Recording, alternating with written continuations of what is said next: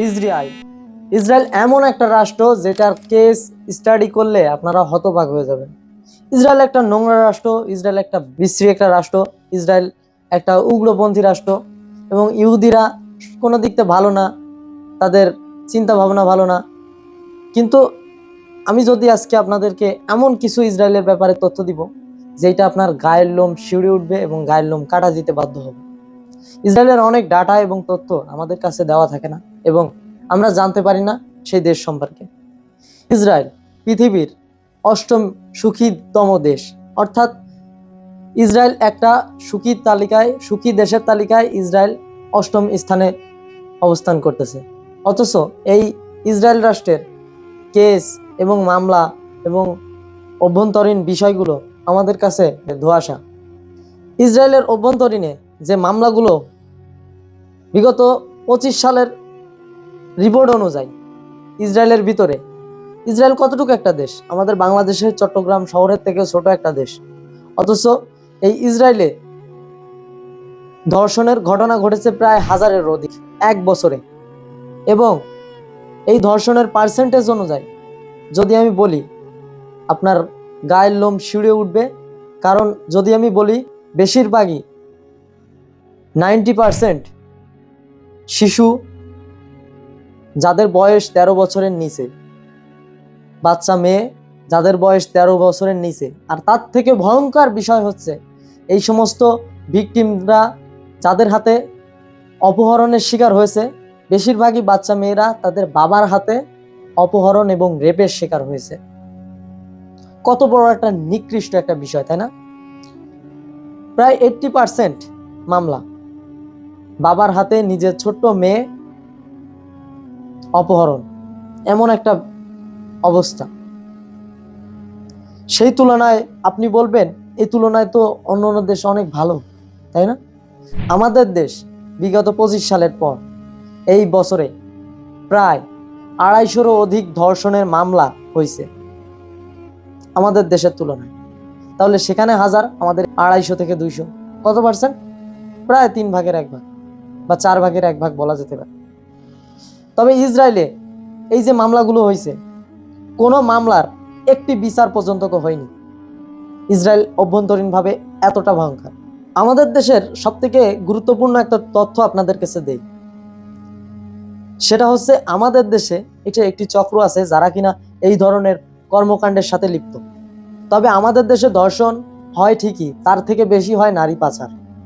এই নারী পাচারের পিছনে সবথেকে বড় একটি সংগঠন কাজ করে। এই সংগঠনের নাম ভাগোয়া লাভ ফর ট্র্যাপ, অর্থাৎ ভাগোয়া লাভের ট্র্যাপে ফেলে মেয়েদেরকে, বিশেষ করে মুসলিম নারীদেরকে, অল্প বয়সী কম বয়সী নাবালিকাদের টার্গেট করা হয়।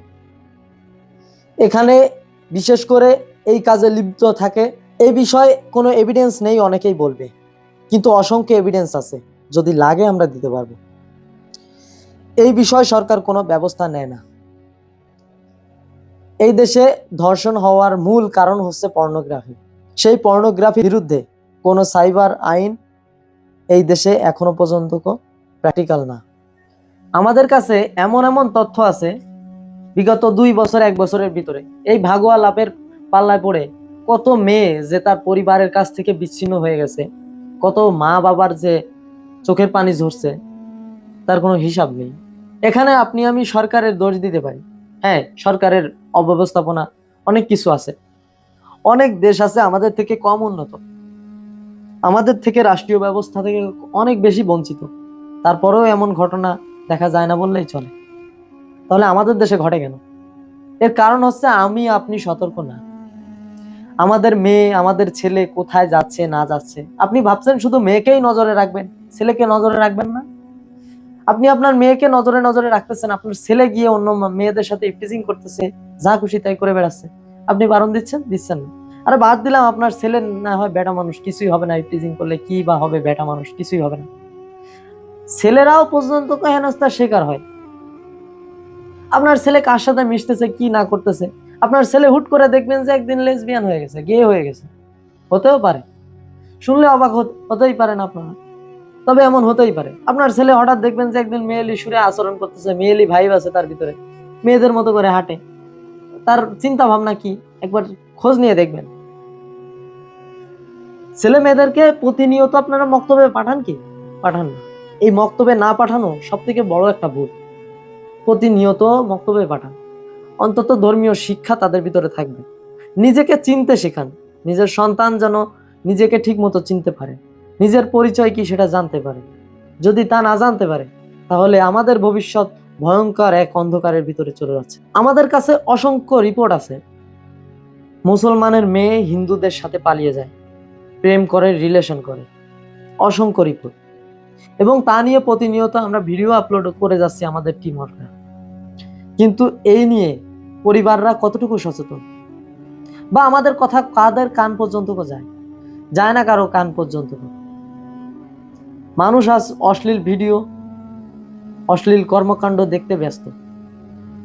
প্রত্যেকের রিল বানাতে যদি যাই, অশ্লীল ভিডিও কাণ্ড আসবে। কিন্তু রাষ্ট্র কোথায় গেল?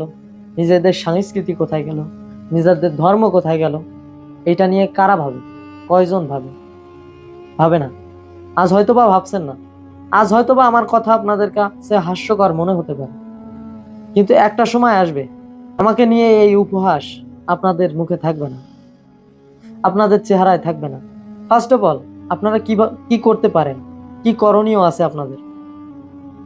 আপনারা যেটা করতে পারেন, আপনাদের ছেলে মেয়েদেরকে সঠিক শিক্ষা দিন, মেরে নয়, আদর দিয়ে ভালোবেসে বোঝান। বোঝালে বোঝে পাগলেও। আদর দিয়ে ভালোবেসে যদি না বোঝা হয়, তখন নয় শাসন করেন, হালকা করে, অতিরিক্ত প্রেশার দিয়েন না। বুঝবেন, অতিরিক্ত কোনো কিছুই ভালো না। অতিরিক্ত আহ্লাদ ভালো না, অতিরিক্ত নির্যাতন ভালো না, অতিরিক্ত শাসন ভালো না, অতিরিক্ত আবদার পূরণ করা ভালো না। কোনো কিছুই অতিরিক্ত ভালো না। আপনাকে ডাক্তার ওষুধ টাইমলি খেতে বলে, অতিরিক্ত খেতে বলে না। অর্থাৎ ওষুধের মতো করে আপনাকে চলতে হবে।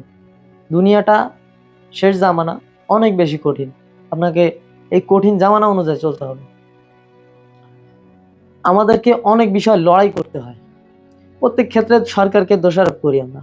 সরকার চেষ্টা করতেছে। সরকারের বর্তমান বাংলাদেশে যে সরকার আছে, অন্তত আমি বলতে পারি যে সমালোচনাটুকু করা যায়।